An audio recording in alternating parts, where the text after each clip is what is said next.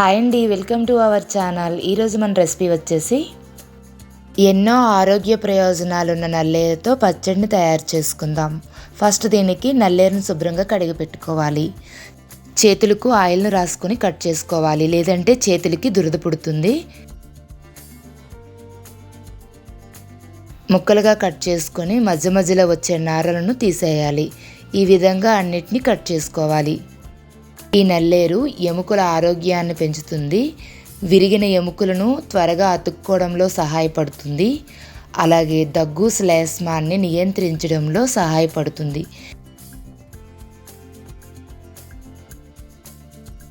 Stove పై కడాయిని పెట్టుకొని 1 spoon oil వేసుకోవాలి. Oil వేడెక్కిన తర్వాత 1 స్పూన్ మినపప్పును వేసుకొని కొంచెం వేయించుకోవాలి. ఇప్పుడు ఇందులో 1 స్పూన్ ధనియాలు, 1/2 టీ స్పూన్ జీలకర్ర,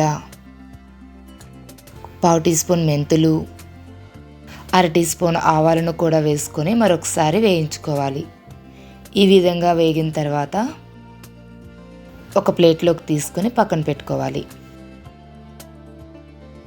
ఇప్పుడు ఇదే కడాయిలో 8 లేదా 10 ఎండుమిరపకాయలను వేసుకొని వేయించుకోవాలి. వీటిని కూడా తీసి పక్కన పెట్టుకోవాలి. ఇందులో 1 టేబుల్ స్పూన్ ఆయిల్ వేసుకొని ముందుగా కట్ చేసి పెట్టుకున్న నల్లేరును వేసి 2 నిమిషాల పాటు ఫ్రై చేసుకోవాలి.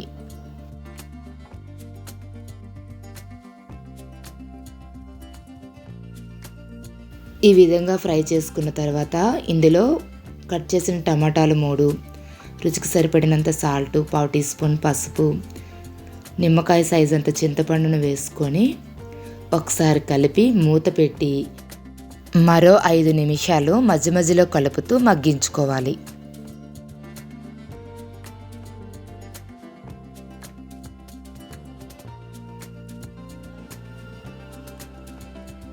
టమాటాలు, నల్లేరు సాఫ్ట్గా మగ్గిన తర్వాత స్టవ్ ఆఫ్ చేసుకొని చల్లారనివ్వాలి. ముందుగా ఫ్రై చేసి పెట్టుకున్న ధనియాలు, మినప్పప్పు, మిరపకాయలను మిక్సీ జార్లో వేసుకొని గ్రైండ్ చేసుకోవాలి. ఈ విధంగా గ్రైండ్ చేసుకున్న తర్వాత ఇందులో నల్లేరుని వేసుకొని బరకగా మరొకసారి గ్రైండ్ చేసుకోవాలి.